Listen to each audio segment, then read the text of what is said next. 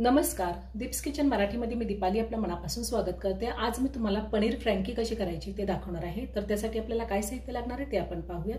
पनीर फ्रँकी करण्यासाठी मी इथे 1 वाटी कोबी घेतलेला आहे। कोबी असा उभे काप देऊन चिरून घेतलेला आहे आणि 1 वाटी कांदा सुद्धा मी उभे काप देऊन चिरून घेतलेला आहे। 1 मोठी ढोबळी मिरची उभे काप देऊन मी चिरून घेतलेली आहे। शेजवान चटणी घेतलेली, अर्धी वाटी मेयोनीज घेतलेले, अर्धी वाटी दही, 1 चमचा आले लसणाची पेस्ट, 3 चमचे काश्मीरी लाल मिरची पावडर घेतलेली। ही कलर साठी वापरली त्यामुळे मी 3 चमचे घेतलेले आहे।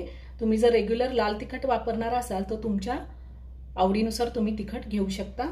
1 चमचा धने पावडर, अर्धा चमचा जिरे पावडर, 1 चमचा गरम मसाला, 1 चमचा चाट मसाला, चवीनुसार मीठ लागणार आहे। चीज घेतले इथे मी आणि थोडं बटर लागणार आहे आणि तेलही लागणार आहे आपल्याला। 400 ग्रॅम पनीर घेतले। पनीर मी असं बारीक कट करून घेतलेला आहे आणि आपल्याला सॉस लागणार आहे, टोमॅटो सॉस लागणार आहे। आता फ्रँकीचा बेस तयार करण्यासाठी म्हणजे पराठा तयार करण्यासाठी आपल्याला काय साहित्य लागणार आहे ते आता आपण पाहूयात।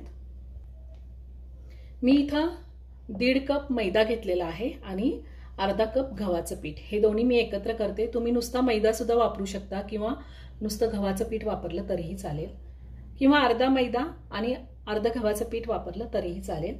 आता मी त्यामध्ये 2 चमचे तेल घालते आणि त्यातच आपल्याला थोडंसं मीठ घालायचंय।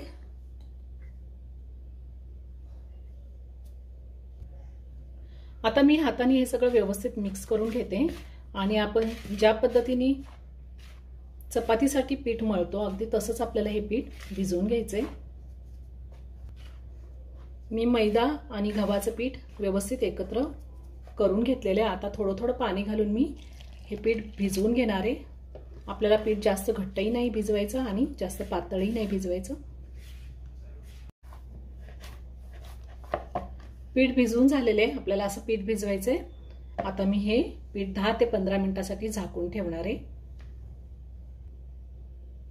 फ्रँकीसाठी आता आपण सॅलड तयार करून घेऊया। त्यासाठी मी इथे कोबी घेतलाय, कांदा आणि ढोबळी मिरची। आता मी ह्यामध्ये थोडंसं मीठ घालते, अगदी थोडं मीठ घालणार आहे आणि हे सगळं एकत्र करून घेणार आहे। मी हे सगळं व्यवस्थित मिक्स करून घेतलेले। तुमच्याकडे जर कलरची ढोबळी मिरची असेल, लाल किंवा पिवळ्या रंगाची, तर तीही तुम्ही वापरू शकता। आता आपण स्टफिंगची तयारी करून घेऊयात। मी इथे एक बाउल घेतलाय, त्यामध्ये दही घेते। ही अर्धी वाटी दही घेतलेले मी, त्यातच जिरा पावडर घालायचे, त्यातच चाट मसाला, गरम मसाला, धने पावडर आणि काश्मीरी लाल मिरची पावडर, आलं लसणाची पेस्ट आणि चवीनुसार थोडं मीठ घालायचे।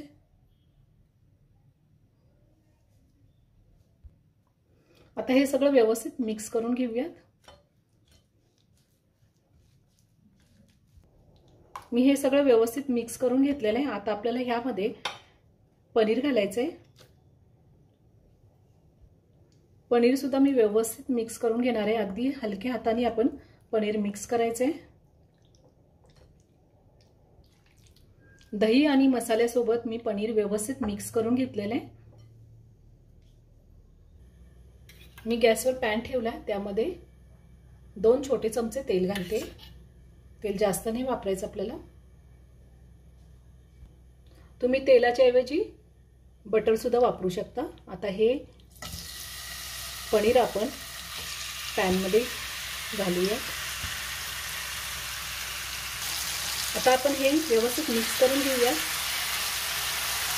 आपल्याला तेलावरती चांगलं परतून घ्यायचंय। दह्यामुळे ह्या मिश्रणाला पाणी सुटतं। आता हे पाणी पूर्णपणे आटवून घेईपर्यंत मी हे छान व्यवस्थित परतून घेणार आहे। गॅसची फ्लेम मी हाय ठेवलेली आहे, हाय फ्लेमवरतीच मी परतून घेणार आहे।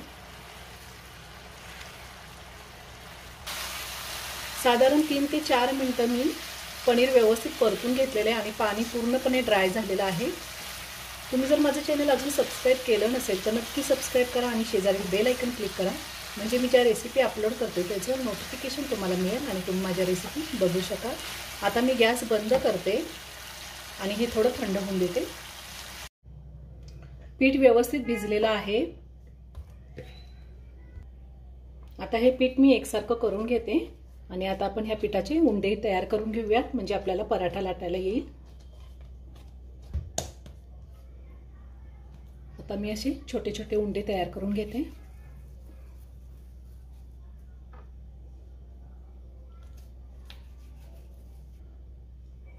आता मी हा पराठा लाटून घेते।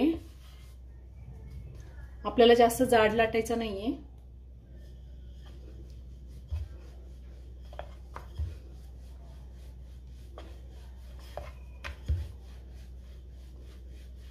व्यवस्थित लाटून घ्यायचे। थोडा थोडा मैदा लावून मी हा पराठा लाटून घेते। आपल्याला हा पराठा जास्त जाड लाटायचा नाहीये आणि जास्त पातळही नाही लाटायचा।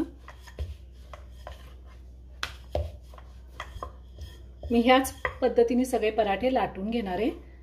अगदी व्यवस्थित लाटून घेतलेला आहे। आता आपण तो भाजून घेऊया। मी गॅसवर तवा ठेवलाय आणि त्यावर हा पराठा घालते। पराठा आपल्याला दोन्ही साइडनी व्यवस्थित भाजून घ्यायचा आहे। आपल्याला साधारण एका साइडनी 1.5 ते 2 मिनिटं आणि दुसऱ्या साइडनी 1.5 ते 2 मिनिटं असं आपल्याला भाजून घ्यायचं आहे, जास्त भाजायचा नाहीये। मी आता हा पराठा पलटून घेते आणि दुसऱ्या साइडला आपण तेल लावून घेऊया। तेल किंवा बटर तुम्ही काही वापरू शकता। आता पुन्हा पलटून घेते मी आणि दुसऱ्या साइडला पण आपण तेल लावूयात। आपल्याला असंच भाजून घ्यायचं आहे, जास्त भाजायचं नाहीये।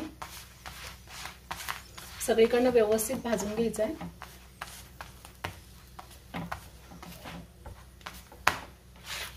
आता हा पराठा भाजून झालेला आहे, मी काढून घेते। आता दुसराही पराठा मी त्याच पद्धतीने भाजून घेते। दुसराही पराठा भाजून झालाय, तोही मी काढून घेते। आता मी हा भाजून घेतलेला पराठा घेतलेला आहे, त्यावरती मी मेयोनीज घालते।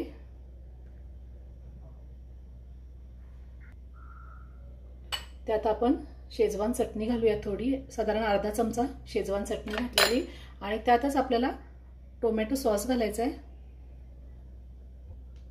आता हे सगळं आपण पराठ्यावर स्प्रेड करून घेऊयात, लावून घेऊयात व्यवस्थित। तुम्ही ह्याऐवजी हिरवी चटणी सुद्धा वापरू शकता। पुदिना कोथिंबीर घालून चटणी केली आणि तीही लावली इथे तरीही चालते पराठ्याला।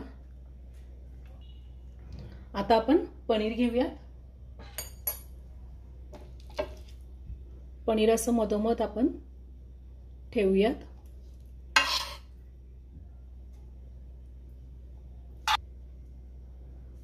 आता त्यावरती आपण सॅलड ठेवूयात।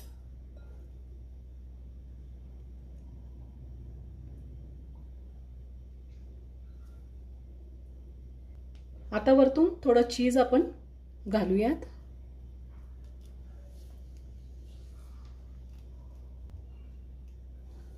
आणि टोमॅटो सॉस घालायचा वरतून। तुम्हाला जर आवडत असेल तर वरतून चाट मसाला थोडासा घातला तरीही चालेल। आता आपण हा रोल तयार करून घेऊयात।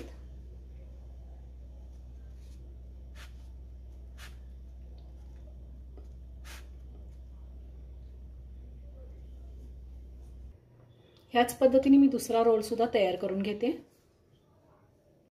मी गॅसवर तवा ठेवलाय, त्यावर थोडंसं बटर घालते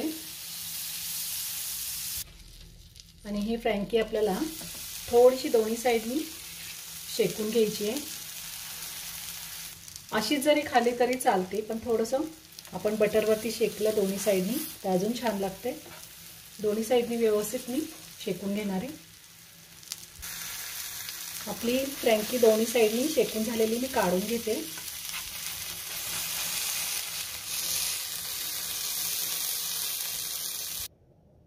तयार झाली पनीर फ्रँकी। एकदा नक्की करून पहा, खूप छान होते।